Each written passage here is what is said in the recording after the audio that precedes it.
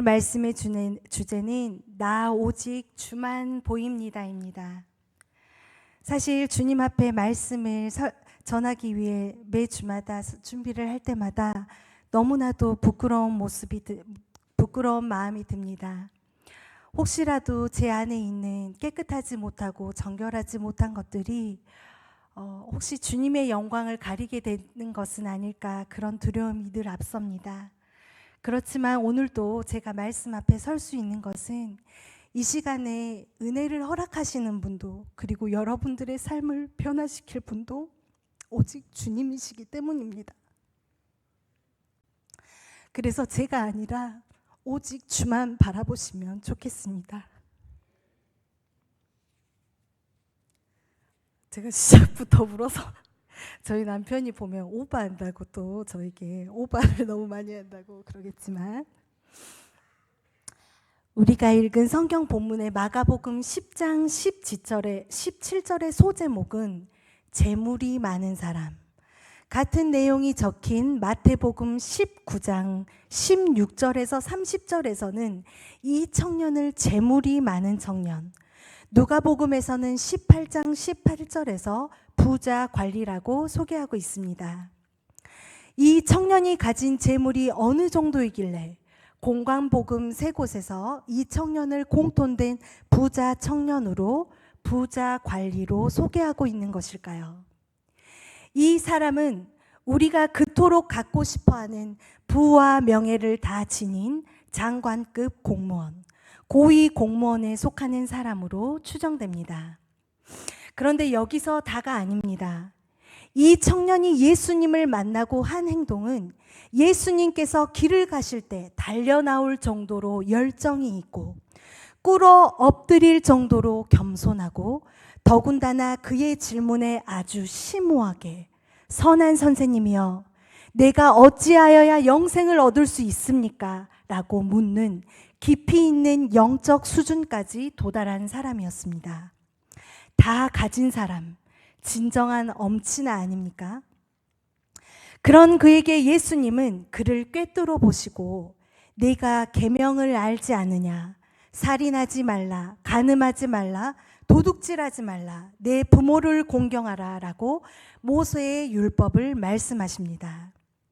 그러자 그는 당당하게 내가 어려서부터 이것들을 다 지켰습니다 라고 답합니다.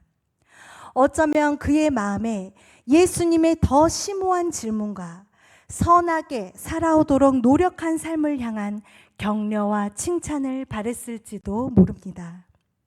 다른 복음서에서는 적혀 있지 않는 감정이 이 마가복음서에서는 잘 드러나 있습니다.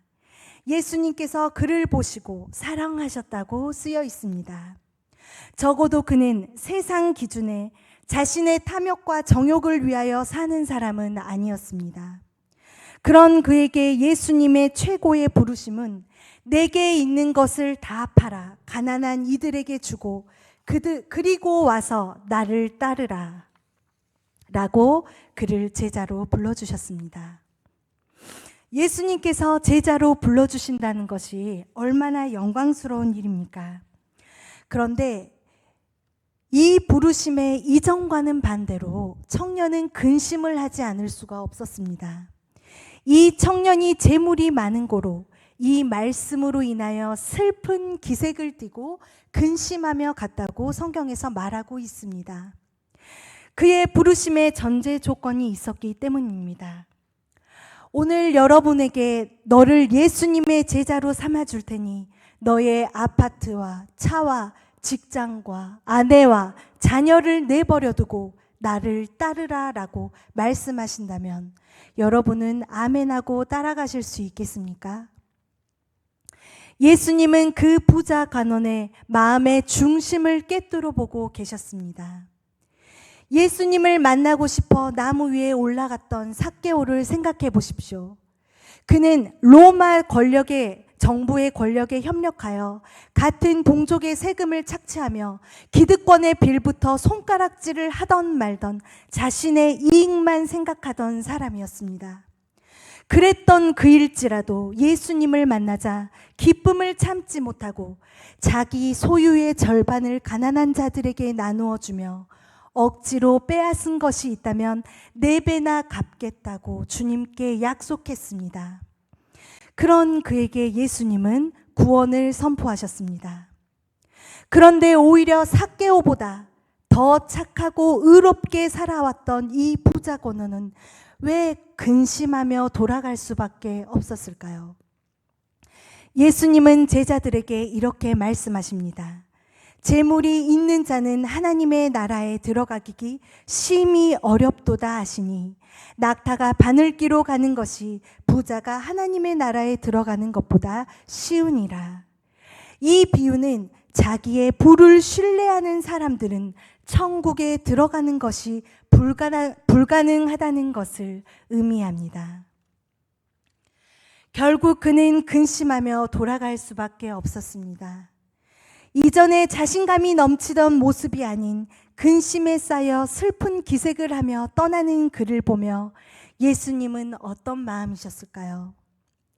그 당시에도 부자는 하나님의 축복을 받은 것이라 생각했습니다. 고대의 선조들도 하나님의 부르심을 받았던 아브라함과 이삭과 야곱도 큰 거부의 축복을 받았던 믿음의 조상들이었습니다. 그러나 내가 아무리 주님께 받은 복이라 할지라도 그것이 주님보다 앞서 있다면 그것은 축복이 아니라 도리어 걸림돌이 될 수밖에 없습니다. 부자 관원의 수준은 율법의 완성이신 예수님을 알지 못하고 자기 기준, 인본주의에 멈춰버린 신앙이었습니다. 겉으로 보면 그럴듯한 신앙의 폼은 갖추고 있었지만 그의 중심의 뿌리에는 돈이 주는 안정감과 안락감, 편안함을 포기할 수 없었습니다. 그는 다 가지고 다 이룬 것 같은 자였으나 무엇 때문에 본인이 곤고한지 알지 못했습니다. 그저 예수님을 자신의 도덕보다 조금 더 위에 있는 선한 선생으로밖에 인식하지 못했습니다. 자신의 전 인생을 들여도 얻지 못할 하나님의 아들 임마누엘 예수, 구원자 예수를 알지 못한 것입니다. 왜 우리가 인본주의 신앙을 경계해야 되는지, 그것은 삶의 기준이 결국 말씀이 아닌 자기 자신이 되기 때문입니다. 자신의 기준이 하나님의 말씀과 뜻보다 앞서 있다면 그것은 결국 하나님을 믿고 있는 것이 아니라 자기 자신을 믿고 있는 것이나 마찬가지입니다. 바리새인과 세리의 기도를 생각해 보십시오. 그들은 남들과 비교하며 스스로 의롭다 여긴 이들이었습니다. 그러나 예수님은 그들을 보시며 독사의 자식들이라 말씀하셨습니다. 그들은 말합니다. 제가 예배를 몇 번을 드리고 성경을 얼마나 읽고 구제나 선교를 이만큼 하고 있습니다. 우리의 의로움의 기준은 자기 자신이나 동료가 아니라 바로 주님이십니다. 제가 학부일 때 다음 학기 등록금을 납부하기 위해서는 2가지 방법이 있었습니다. 제가 늦가기 대학생이 되었기 때문에 납부금을 준비하는 방법은 공부를 열심히 해서 장학금을 받던지 아니면 아르바이트를 하는 일이었습니다. 4학년 마지막 학기 모든 돈을 다 긁어 모아도 저에게 납부금이 부족했습니다. 그래서 정말 치밀하고 계획적으로 나름 생각을 하고 고민을 해서 열심히 공부를 해서 반은 장학금을 받고 반은 아르바이트를 하기로 계획했습니다. 그리고 2달간의 아르바이트를 딱 하면 학비가 준비될 것 같았습니다. 저는 간절히 기도하며 아르바이트도 열심히 했고 성적표가 뜰 날만을 기다리고 있었습니다. 제발 3등 안에 제 성적이 들어있기를 간절히 기도했는데 성적이 발표된 날 친한 단짝 친구에게 전화가 왔습니다. 교수님에게 전화를 받았다는 것입니다. 사실 저의 단짝 친구는 서울에서 대학을 다녔고 또 중국에서 유학 생활을 했던 매우 부잣집 딸이었습니다. 그래서 본인에게는 장학금이 필요 없었지만 하나님께서 장학금을 받게 하셨다고 기뻐하며 저에게 그 소식을 알려준 것입니다. 저에게 1등, 2등, 3등 친구들의 이름을 말할 때마다 저는 마음이 내려앉은 것 같았습니다. 제가 3등 안에 들지 못했거든요. 그날 아르바이트를 하면서 너무 마음이 상해서 제가 밥을 먹다가 속이 체해서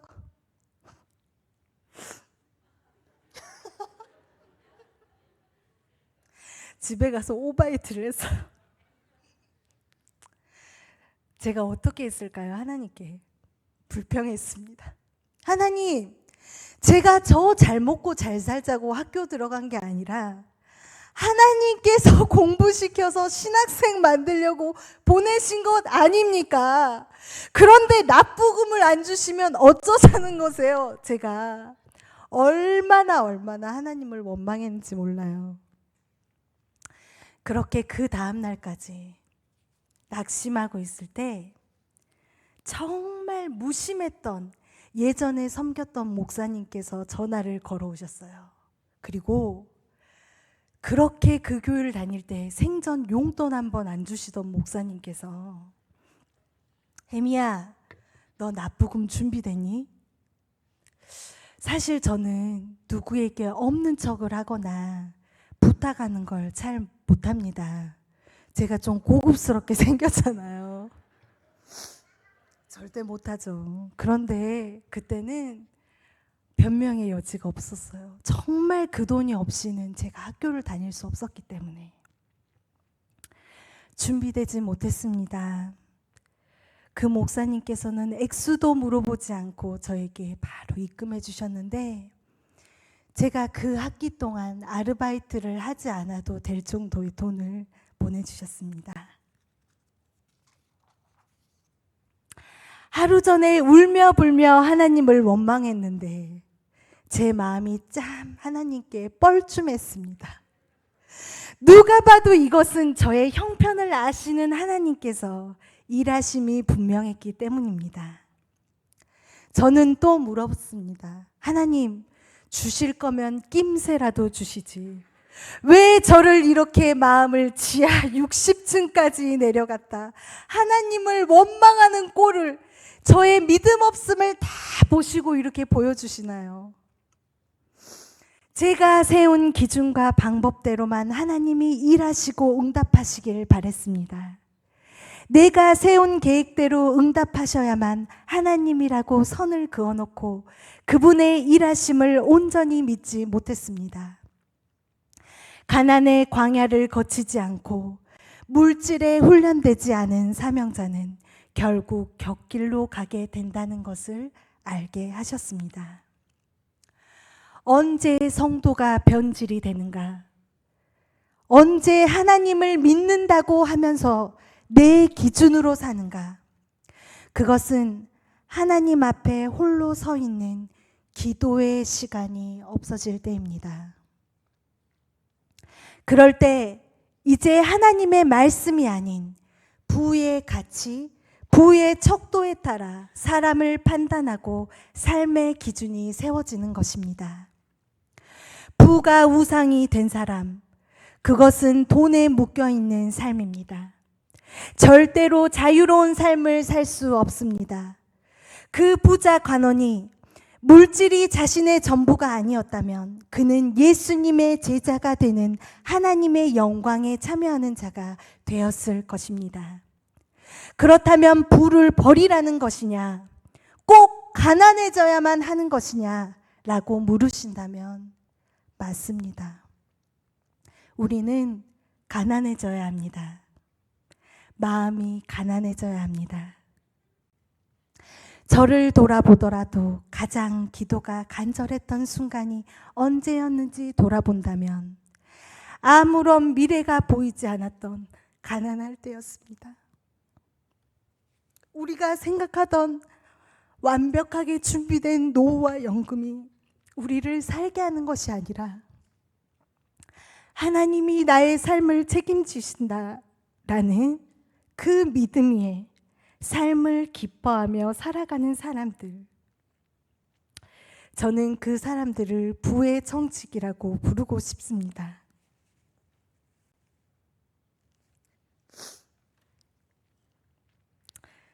부자와 부의 청지기의 삶은 다릅니다. 부자는 돈이 있는지 없는지에 따라 안절부절하지 못하지만 부의 청지기는 삶의 기준이 하나님입니다. 재물의 너머에 계신 하나님 앞에서 우리에게 주신 재물 안에서 그분의 뜻에 따라 재물을 관리하며 살아갑니다. 저는 사역을 하면서 사업도 같이 하고 있습니다. 저희 남편은 항상 저를 보면 돈이 없다고 합니다. 그래서 제가 대한민국에서 가장 일을 많이 하는데 왜 돈이 없냐고 했더니 원래 사업은 돈이 없다고, 돈 벌기가 힘들다고 하더라고요. 그래서 제가 직장에 들어가라 했습니다. 그랬더니 받아주는 곳이 없다고 하더라고요. 가난한 신학생을 필해 결혼을 했더니 불안한 사업가를 만나게 하셨습니다. 어느 순간 매출이 있고 없고의 롤러코스터를 타며 삶을 불안해하던 저에게 이 말씀은 청지기로서의 삶을 살기로 결단하도록 했습니다. 저는 너무나 자유합니다. 주일날 카페 문을 닫고 있는 저를 보며 남편은 잘 되는 날은 문을 다 닫아서 사업가 마인드가 없다고 하지만 저에게는 예수님이 주신 복음의 마인드가 있습니다. 세상에서의 재물은 영생을 포기할 만큼 거대한 것은 사실입니다. 돈이 있으면 든든해지고 삶의 거립김과 불편함을 최소화하며 때로는 시간을 단축시키기도 하고 돈이 돈을 벌어오기도 합니다. 성도의 기도에서 돈으로 해결할 수 있는 것을 빼면 기도할 것이 없다는 말이 있을 정도로 돈의 힘은 강력합니다. 그러나 그 돈이 있으므로 교만이 오고 다른 이들에게 상처도 주게 됩니다. 목소리에 힘이 들어가고 그것을 힘으로 삼고 다른 이들에게 권력을 휘두르며 행사하기도 합니다. 영적인 모든 민감성을 사라지게 만들어 버리기도 합니다. 그리고 어떤 수단과 방법을 가리지 않고서라도 그것을 지켜나가려고 합니다. 사랑하는 성도님들, 하나님께서는 광야에 이스라엘 백성을 보내실 때 메추라기와 만나를 내려주셨습니다.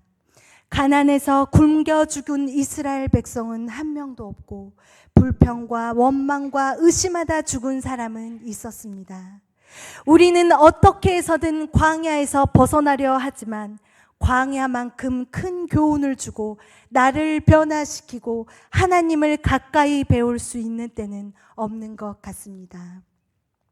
하나님께서는 재물이 있는 자는 하나님의 나라에 들어가기가 심히 어렵다고 말씀하십니다. 그것을 심지어 낙타가 바늘기로 나가는 것과 비교하셨습니다. 당시 예루살렘 성은 날이 어두워지면 성문을 닫았습니다. 대신 늦은 시간까지 통행을 하는 사람들을 위해 작은 쪽문이나 터널 형태의 문이 있었는데 이것이 바로 바늘귀라는 문입니다. 이 바늘귀는 사람이 드나드는 데는 큰 문제가 없었지만 폭과 높이가 낮아 낙타가 지나가기에는 어려웠다고 합니다. 그러니 짐을 가득 실은 낙타는 드나들 수가 없었던 것입니다. 그냥 재물이 있는 사람이 아니라 재물을 의지하는 사람, 그것을 꼭 붙들고 놓지 못하는 사람을 말하는 것입니다. 부자도 가난한 자도 그 누구도 스스로를 구원할 수 없습니다. 오직 하나님께서 은혜를 베풀어 주셔야만 구원을 얻을 수 있습니다. 사랑하는 성도님들, 부자로 살고 싶으십니까? 청지기로 살고 싶으십니까? 나의 물질이 어디를 향해 쓰여지는지를 보면 알 수 있습니다. 아무리 하나님이 복을 주셔도 그 복을 보는 것이 아니라 하나님만 바라본다면 그게 믿음일 것입니다. 청교도들은 필요 이상으로 어떤 것을 소유하는 것을 언제나 두려워했다고 합니다. 어느 청교도인의 말입니다. 필요 이상으로 주어진 것, 그것은 우리로 두 가지의 책임을 갖게 합니다. 하나는 감사해야 할 책임이고 또 하나는 나누어야 할 책임입니다. 그들은 자손들에게 재산을 물려주는 것을 최대의 수치로 알았습니다. 주변에 누군가가 가난하다면 그때 우리는 받은 은혜를 흘려보내야 될 때이고 그들은 그 손길로 하나님의 사랑을 알게 될 것입니다. 하나님 나라의 복음을 위해서 제자의 길을 걸어간 사람에게는 예수님의 진정한 보상이 뒤따릅니다. 그 보상은 현세적인 것과 어울러 내세적인 것으로 구성되어 있습니다. 그러나 예수님께서는 보상과 함께 핍박도 겸하여 받을 것이라고 분명하게 말씀하십니다. 여러분의 삶에 어려움과 질고와 핍박이 있다면 지금 예수님을 잘 믿고 계시는 것입니다. 세상의 관점에서 먼저 얻게 된 자는 하나님의 나라의 관점에서 나중되고 세상의 관점에서 나중된 자는 하나님의 나라에서 먼저 될 것입니다. 제자도의 삶을 세상적 가치를 가지고는 절대로 제대로 이해할 수 없습니다. 베드로를 비롯한 제자들은 자신들의 희생이 자신들에게 영광스러운 자리를 가져다 줄 것이라는 망상을 하면 안 됩니다. 우리의 희생 때문에 구원을 받는 것이 아닙니다. 부자 청년이 자신의 율법을 잘 지킨 자로 말하였으나 실제로 영생을 얻는 일에는 동참하지 못하는 것을 통해서 경각심을 가지고 나 역시 제자들 역시 항상 깨어야 할 것을 말씀하십니다. 하나님은 우리에게 아낌없이 주십니다. 자기 아들을 아끼지 아니하시고 우리 모든 사람을 위하여 내주시니가 어찌 그 아들과 함께 모든 것을 우리에게 주시지 아니하겠느냐. 로마서 8장 32절 말씀입니다. 아들도 아끼지 않으신 하나님이 두려움을 이길 능력과 준비하신 계획과 필요한 것을 우리에게 아낌없이 베푸실 것입니다. 우리는 하나님께 드리는 마음과 시간을 아까워하지 않아야 합니다. 찬양과 경배와 순종과 사랑을 행하는 모습을 더욱 풍성하게 하나님께 드려야 합니다. 하나님의 청지기로서의 부르심을 기억하며 주를 의지하는 자 주가 책임지십니다. 이 믿음이 우리에게 필요합니다.